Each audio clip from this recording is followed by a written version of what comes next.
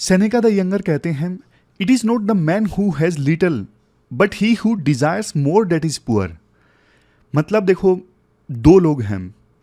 एक तरफ वो इंसान है जिसके पास ज़्यादा संपत्ति नहीं है, ज़्यादा पैसे नहीं है, और दूसरी तरफ वो इंसान है जो काफ़ी अमीर है, जिसके पास 100 करोड़ की संपत्ति है। लेकिन देखो, दूसरे वाले पर्सन में ना और ज़्यादा पैसा कमाने की भूख है, जिसकी वजह से वो अपनी ज़िंदगी को सेक्रीफाइस कर रहा है, कुछ भी एंजॉय नहीं कर रहा है, रिलेटिव्स को समय नहीं दे रहा है, और ज़िंदगी में जो अपना पैशन हॉबी फॉलो करना चाहिए वो नहीं कर रहा है। सिर्फ और सिर्फ उसका ज़िंदगी का मकसद बन के रह गया है पैसा कमाना। तो बताइए, इन दोनों में से असली गरीब कौन है? इन दोनों में से सेनेका के अनुसार असली जो गरीब है वो दूसरे वाला इंसान है, जो इतना पैसा होने के बावजूद और ज़्यादा पैसा कमाने की इच्छा रखता है। देखो, गीता में लिखा हुआ है, भगवत गीता में, कि ना असली संपत्ति आपकी वो है जिसको पाकर आप शांत हो जाओ। जिसको पाके आप शांत हो जाओ, ये आपकी असली संपत्ति है। भगवान बुद्ध ने भी कहा है, सेटिस्फैक्शन जो है वो सबसे बड़ी वेल्थ है। सेटिस्फैक्शन का मतलब देखो ये नहीं कि आप लाइफ में एम्बिशियस ना हो, जो है चल रहा है ठीक है, क्या ही अच्छी नौकरी पाना। इसका मतलब देखो ये नहीं है। कोशिश करते रहो, लेकिन अपनी लाइफ को सेक्रीफाइस मत करो। लाइफ के छोटे छोटे मोमेंट्स को, उनको सेक्रीफाइस ना करो, लाइफ को इग्नोर ना करो। इसका मतलब ये है, समझ गए अब आप कोट का मतलब? वो मैन जिसके पास में बहुत कम है वो गरीब नहीं है, बल्कि जिसके पास में बहुत कुछ है लेकिन अभी भी वो बहुत कुछ पाने के लिए डेस्परेट है, अपनी लाइफ को इग्नोर कर रहा है, वो है असली गरीब। डेट आज की 20 मई 2024 है। 3 इश्यूज आज हम डिस्कस करेंगे डिटेल से। सबसे पहले, आज 20 मई है, वर्ल्ड बी डे है। बी मतलब मधुमक्खी, तो हनी से रिलेटेड ये आर्टिकल है। और उसके बाद नेक्स्ट जो आर्टिकल है द हिंदू का है। ये आर्टिकल इल्लीगल एडवर्टाइजमेंट से संबंधित है। मुंबई में हादसा हुआ, एक इल्लीगल एडवर्टाइजमेंट की वजह से 16 लोग मारे गए, तो इस इशू से संबंधित है। फिर ये बड़ा सा आर्टिकल है बीच में, minor girl victim support scheme से संबंधित। नई स्कीम सरकार ने लॉन्च की है, लेकिन काफ़ी कमियां हैं। तो चलिए डिस्कशन स्टार्ट करते हैं। आज के डिस्कशन में first important article Indian Honey यानी भारतीय शहद से संबंधित है। बिजनेस लाइन का ये आर्टिकल है। आप जीएस पेपर 3 के इन टॉपिक्स से आर्टिकल को रिलेट कर सकते हो। देखो, इंडिया ना वर्ल्ड में 7th लार्जेस्ट हनी प्रोड्यूसर है। इंडिया हर साल 75,000 मिलियन टन नेचुरल हनी जो है वो एक्सपोर्ट करता है मेजर डेस्टिनेशंस को, जैसे यूएस को, यूएई को। जो बी कीपर्स हैं ना, यानी जो मधुमक्खियों को पालते हैं शहद इकट्ठा करने के लिए, ऐसे देखो 14,000 बी कीपर्स जो हैं वो रजिस्टर्ड हैं मधु क्रांति पोर्टल पे। ये पोर्टल किसके द्वारा इस्टेब्लिश किया गया? नेशनल बी बोर्ड के द्वारा। ये नेशनल बी बोर्ड जो है, इन्होंने एक वेबसाइट बनाई जहां पे सभी बी कीपर्स अपने आप को रजिस्टर करवा सकते हैं, और इसी वेबसाइट पे 200 के आसपास रजिस्टर्ड सोसाइटीज भी हैं। शहद का जो ग्लोबल मार्केट है ना, वो देखो हर साल 5.2% की ग्रोथ रेट से एक्सपेंड हो रहा है। 2023 में ये अगर $9 बिलियन हैं, तो अनुमान ये है 2031 आते आते शहद का ग्लोबल मार्केट $13 बिलियन का हो जाएगा। तो ये थोड़ा डेटा है, जो हनी से संबंधित क्वेश्चन आए तो वहाँ पे आप यूज़ कर सकते हो। राइटर कहते हैं, देखो वैसे हनी के ना बहुत सारे हेल्थ बेनिफिट्स हैं, लेकिन बावजूद इसके भारत में ना पर कैपिटा जो हनी का कंजप्शन है ना वो काफ़ी डिक्रीज हो गया है। डेवलप कंट्रीज़ में जहाँ पर कैपिटा हनी का कंजप्शन 3 से 4 किलो है, इंडिया में सिर्फ 10 ग्राम है। अब देखो, कंजप्शन इंडिया में बढ़ रहा है, तो इसलिए जो हनी ग्रोअर्स हैं ना, उनके लिए ये चीज़ डिस्करेजिंग है। उनको लग रहा है कि हमारी जो मार्केट है ना, वो इंडिया में वो एक्सपेंड नहीं हो रही है। तो अब एक्सपोर्ट को कैसे बूस्ट किया जा सकता है? चलो इंडिया में अवेयरनेस आए कि हाँ हनी हेल्दी है, इसको कंज्यूम करना, वो एक अलग इशू है, बट एक्सपोर्ट को कैसे बूस्ट किया जा सकता है? हाल ही में सरकार ने ये बोला कि अगर देखो आपको हनी दूसरे देशों को एक्सपोर्ट करना है ना, तो मिनिमम आप $2 पर केजी के हिसाब से एक्सपोर्ट कर सकते हो। ऐसा सरकार ने इसलिए बोला क्योंकि यूएसए की बहुत सारी कंपनीज ना इंडिया से शहद परचेज कर रही थी $1.1 पर पाउंड के हिसाब से, काफ़ी सस्ता। तो इसलिए सरकार को आगे आना पड़ा कि भाई अब इससे कम कोई नहीं बेचेगा, $2 पर केजी से कम कोई नहीं बेचेगा। लेकिन क्वेश्चन उठता है कि अगर हनी इंडस्ट्री को लॉन्ग टर्म में रिवाइव करना है तो क्या करना पड़ेगा। देखो, अगर हम बात करें ऑर्गेनाइज्ड हनी मार्केट में ना ज़्यादा प्लेयर्स नहीं है। ये जो 14,000 बी कीपर्स हैं ये फॉर्मल ढंग से काम नहीं करते ना, इनफॉर्मल ढंग से काम करते हैं। फॉर्मल मार्केट में कि जो सारे काम वाइट में करें, प्रॉपर टैक्स दें, सब कुछ, ऐसे प्लेयर्स कम हैं। यहां पे देखो काफ़ी पोटेंशियल है, नए नए स्टार्टअप्स और फार्मर प्रोड्यूसर ऑर्गेनाइजेशंस यहां पे हनी मार्केट में एंटर कर सकती हैं। वैसे देखो कुछ फार्मर प्रोड्यूसर ऑर्गेनाइजेशन ऐसी हैं जिन्होंने हनी वैल्यू चेन को डेवलप करना स्टार्ट किया है, लेकिन देखो फिर भी ब्रांडिंग काफ़ी ज़्यादा कमज़ोर है। जो लोग नए हैं उनको बता दूं, फार्मर प्रोड्यूसर ऑर्गेनाइजेशन एक प्रकार से ग्रुप होता है जिसमें काफ़ी सारे जो फार्मर्स हैं ना मिल के काम करते हैं। जैसे इनको अपनी फसल बेचनी है, मिल के बेचेंगे, कलेक्टिवली सीड्स परचेज करेंगे तो भी देखो सस्ते मिलेंगे, कलेक्टिवली अपनी फसल बेचेंगे तो भी एक बड़ी ताकत के रूप में इमर्ज होंगे और इनको फायदा होगा। समझ गए? एक तो देखो एक फार्मर अपनी फसल मार्केट में बेचने निकला, उसकी बात कोई नहीं सुनेगा, इतनी कम फसल, लेकिन ज़्यादा फसल होगी, काफ़ी सारे फार्मर्स इकट्ठा होकर बेचेंगे तो उनकी बार्गेन करने की जो पावर है ना वो बढ़ जाती है। उसी कंसेप्ट पे आधारित है ये फार्मर प्रोड्यूसर ऑर्गेनाइजेशंस। इसके बाद नेक्स्ट पॉइंट राइटर बोलते हैं, जैसे देखो एग्जीबिशन लगता है अलग अलग प्रोडक्ट्स का, जैसे ऑटो एक्सपो होता है, इसी प्रकार से बुक फेयर लगता है, उसी प्रकार से ना ऑल इंडिया लेवल पे हनी का भी फेयर लगना चाहिए, मेला लगना चाहिए, जहाँ पे बायर्स और सेलर्स आएँ और कोलैबोरेशन करें। नेशनल लेवल पे थोड़ा ज़्यादा डिफिकल्ट हो जाएगा तो इसे स्टेट लेवल पे इम्प्लीमेंट करो, क्योंकि नेशनल लेवल पे इम्प्लीमेंट होगा तो अलग अलग राज्यों से बायर और सेलर आ नहीं सकेंगे दूर दूर से, तो इसलिए स्टेट लेवल पे इम्प्लीमेंट किया जा सकता है।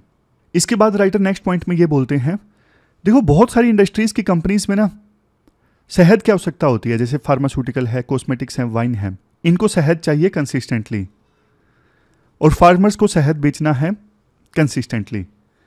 तो फार्मर प्रोड्यूसर ऑर्गेनाइजेशन स्टार्टअप्स ये ना इंटरमीडियरी का काम कर सकते हैं। समझ गए? एक साइड फार्मर्स हैं, बीच में है ये स्टार्टअप या फिर एफपीओ वाले, और सबसे लास्ट में है ये कंपनीज जिनको शहद की जरूरत है। तो ये स्टार्टअप और एफपीओ वाले फार्मर से एक तरफ एग्रीमेंट कर सकते हैं कि हमें 3 सालों तक आपसे इतना शहद चाहिए, हम इतना रेट देंगे, और दूसरी तरफ इन कंपनीज को बोल सकते हैं कि हम 3 साल तक आपको लगातार शहद देंगे।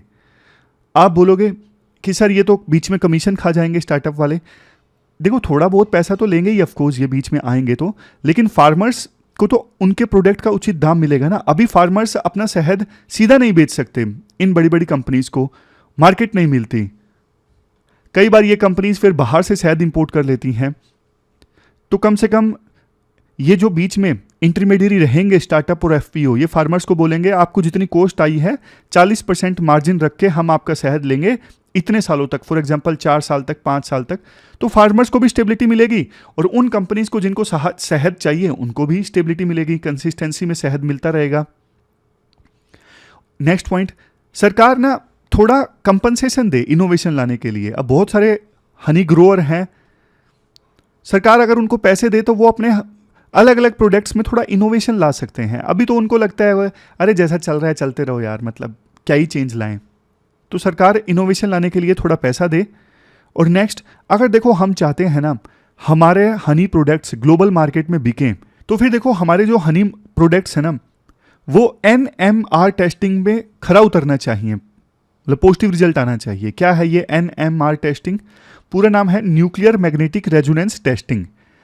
अब जो प्रोडक्ट्स देखो इस टेस्ट में पास होते हैं ना वही सिर्फ एक्सपोर्ट के लिए एलिजिबल हैं। बट दुख वाली बात ये है हमारे देश में ना 13 हनी प्रोडक्ट्स को टेस्ट किया गया, उनकी NMR टेस्टिंग हुई, 13 में से 10 फेल हो गए इस टेस्ट में। अब दूसरे देश तो रिजेक्ट कर देंगे और हमारा ब्रांड खराब हो जाएगा, तो ये दिक्कत है। और दिक्कत देखो ये है हमारे देश में ना इनफ इंफ्रास्ट्रक्चर नहीं है NMR टेस्टिंग रिक्वायरमेंट्स को पूरा करने के लिए। तो यहाँ पे सरकार सपोर्ट प्रोवाइड कर सकती है कि वो इनफ इंफ्रास्ट्रक्चर प्रोवाइड करें इस टेस्टिंग के लिए, ज़्यादा लैब्स इस्टेब्लिश करें। नेक्स्ट देखो आज ना वर्ल्ड बी डे है, 20 मई है आज। तो इंडिया में indigenous communities for example tribals जो हनी प्रोड्यूस करते हैं उनको सरकार को हाईलाइट करने की आवश्यकता है, उनको प्रोटेक्ट करने की आवश्यकता है, उनकी स्टोरीज को स्प्रेड करने की आवश्यकता है ताकि बाकी जो हनी ग्रोअर्स हैं वो भी इंस्पायर हों। और सबसे लास्ट में पॉइंट ये है, अभी देखो आपको पता है किसी ज्योग्राफिकल रीजन में अगर कोई प्रोडक्ट वहां पे प्रोड्यूस होता है और स्पेसिफिक फीचर्स हैं ज्योग्राफी के कारण उस प्रोडक्ट में, तो उसको जीआई टैग मिलता है। तो अभी तक ना 3 हनी के प्रोडक्ट्स को जीआई टैग मिला है, लेकिन और ज़्यादा हनी प्रोडक्ट्स को जीआई टैग मिलना चाहिए और इसके लिए सरकार को अवेयरनेस फैलानी चाहिए। तो ये पूरा आर्टिकल हमने डिस्कस किया हनी से संबंधित। चलते हैं आगे। इसके बाद नेक्स्ट आर्टिकल ना, मुंबई में एक देखो अनऑथराइज्ड होर्डिंग गिर गया।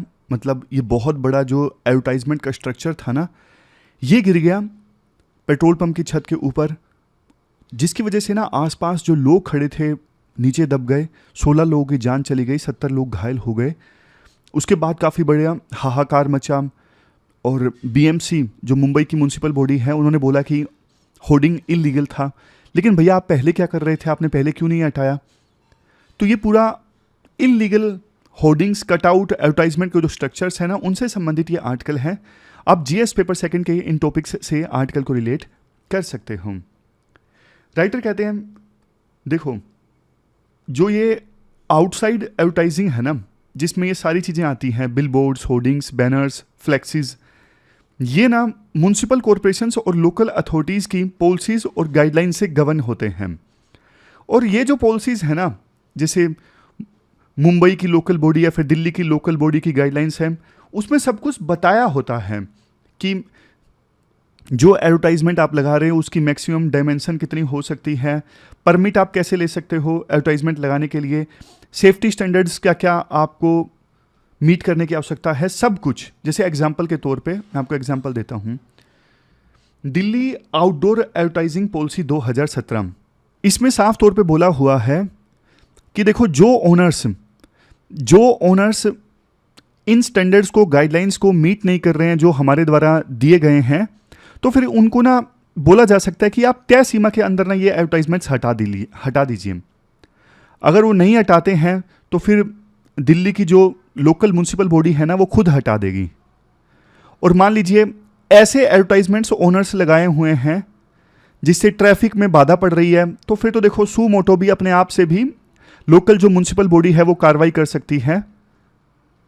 समझ गए?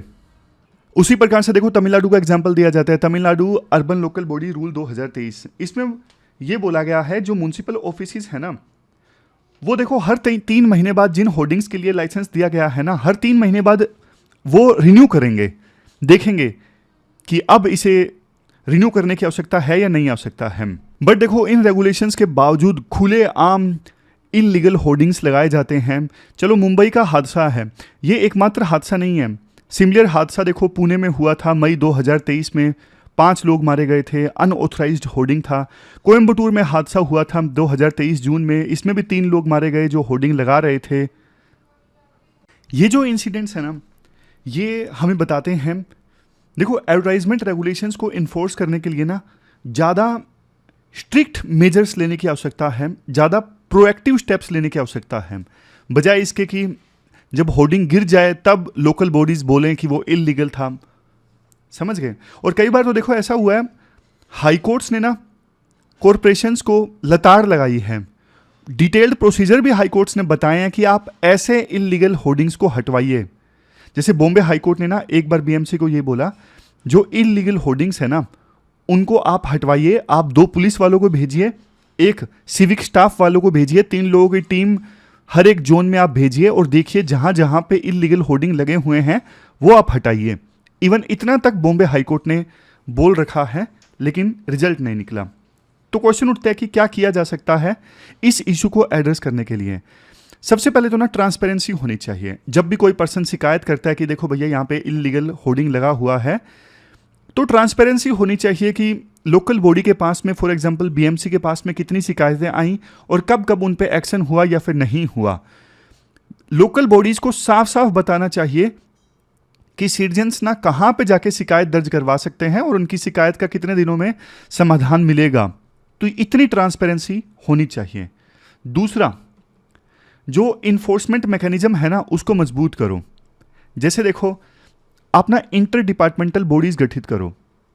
इंटर डिपार्टमेंटल बॉडीज, अब इंटर डिपार्टमेंटल बॉडीज में ना अलग अलग बॉडीज के मेंबर हों। जैसे ट्रैफिक डिपार्टमेंट का एक मेंबर, वार्ड लेवल पे जो लोकल बॉडी है उसका एक मेंबर, सेफ्टी इंजीनियर होना चाहिए उस बॉडी में, अलग अलग डिपार्टमेंट का एक एक मेंबर हो, और वो बॉडी सर्वे करे अलग अलग वार्ड्स का, अलग अलग जोन्स का, कि भैया हमारे एरिया में कौन कौन से इलीगल होर्डिंग लगे हुए हैं, इतना इंफोर्समेंट होना चाहिए। इससे होगा क्या, एक बॉडी की जिम्मेदारी नहीं होगी, इंटर डिपार्टमेंटल बॉडीज में अलग अलग डिपार्टमेंट के मेंबर्स होंगे, तो इंफोर्समेंट मजबूत होगा। तीसरा पॉइंट, इवन देखो ऑफिशियल्स की अकाउंटेबिलिटी भी फिक्स होनी चाहिए।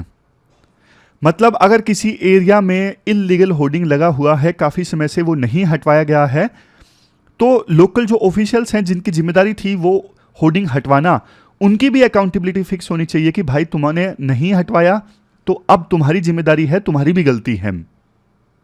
लास्ट में राइटर कंक्लूजन में ये बोलते हैं, देखो इतनी हाईफाई टेक्नोलॉजीज आज के समय में आ चुकी हैं, QR कोड्स लगाए जा सकते हैं होर्डिंग्स पे, कि कोई शिकायत दर्ज करवाना चाहता है तो शिकायत दर्ज करवा दे।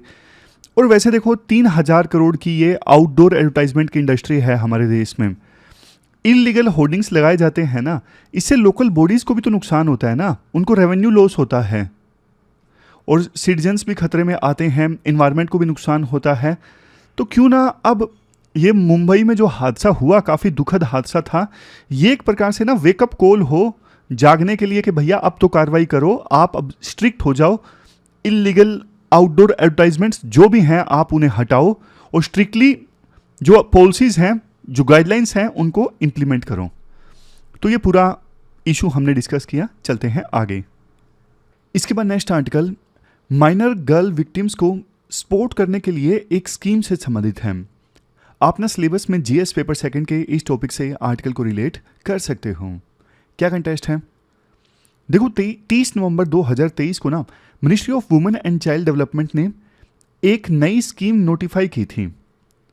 उस स्कीम का नाम था scheme for care and support to victims under section 4 and section 6 of POCSO act 2012। बिल्कुल बेसिक्स से हम शुरुआत करते हैं। पोक्सो एक्ट क्या है, देखो वो बच्चे जिनकी एज 18 से कम है ना, 18 से कम है, उनको सेक्सुअल एब्यूज़, हरासमेंट, इसके अलावा एक्सप्लॉयटेशन से बचाने के लिए है ये एक्ट, पोक्सो एक्ट। और इस एक्ट का जो स्पेसिफिक सेक्शन है ना, ये सेक्शन 4 एंड सेक्शन 6, ये डील करता है सेक्सुअल पेनिट्रेशन से।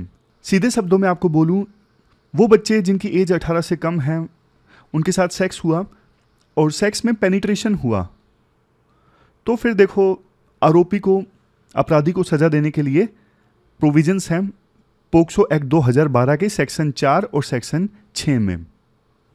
और जो ये स्कीम नई लॉन्च की गई है ना, वो देखो स्पेसिफिक इन्हीं बच्चों के साथ लॉन्च की गई है जो पोक्सो एक्ट के सेक्शन 4 और सेक्शन 6 के दायरे में आते हैं, मतलब सेक्सुअल पेनिट्रेशन के विक्टिम हैं। तो ये तो मैंने आपको बता दिया, स्कीम का ऑब्जेक्टिव क्या है, पोक्सो एक्ट क्या है, बेसिक्स इसके भी बता दिए। बट देखो स्कीम में ना काफ़ी सारी इनकन्सिस्टेंसीज और गड़बड़ियां हैं। जैसे एक तरफ स्कीम का नाम मैंने आपको बता दिया, scheme for care and support to victims under section 4 and section 6 of POCSO act, but scheme का ऑब्जेक्टिव थोड़ा अलग है। ऑब्जेक्टिव अब नीचे देखिए आप, ऑब्जेक्टिव ये लिखा हुआ है माइनर प्रेग्नेंट गर्ल्स को, मतलब ऐसी लड़कियां जिनकी एज 18 से कम है और जो प्रेग्नेंट हो गई हैं, सेक्सुअल पेनिट्रेशन हुआ तभी वो प्रेग्नेंट हुई ना, तो ऐसी माइनर गर्ल्स जो प्रेग्नेंट हो गई हैं जिनकी एज 18 से कम है, उनको हर प्रकार की सपोर्ट प्रोवाइड करना, चाहे वो इमरजेंसी सपोर्ट हो या फिर नॉन इमरजेंसी सपोर्ट हो, एक छत के नीचे लॉन्ग टर्म में उनको रिहेबिलिटेट करने की कोशिश करेगी ये स्कीम। ये ऑब्जेक्टिव है। मतलब स्कीम का नाम सीधा सीधा स्कीम के ऑब्जेक्टिव को नहीं बताता है, क्योंकि एक चीज मैं आपको बताता हूं, देखो इवन लड़के जिनकी एज 18 से कम है वो भी तो देखो सेक्सुअल पेनिट्रेशन के शिकार होते हैं।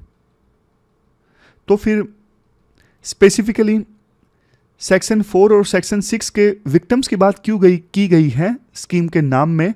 अगर ये स्कीम है माइनर प्रेग्नेंट लड़कियों के लिए, तो फिर ये सेक्शन 4 सेक्शन 6 की बात क्यों की गई है? क्योंकि ये सेक्शंस तो लड़कों पे भी एप्लीकेबल होती हैं।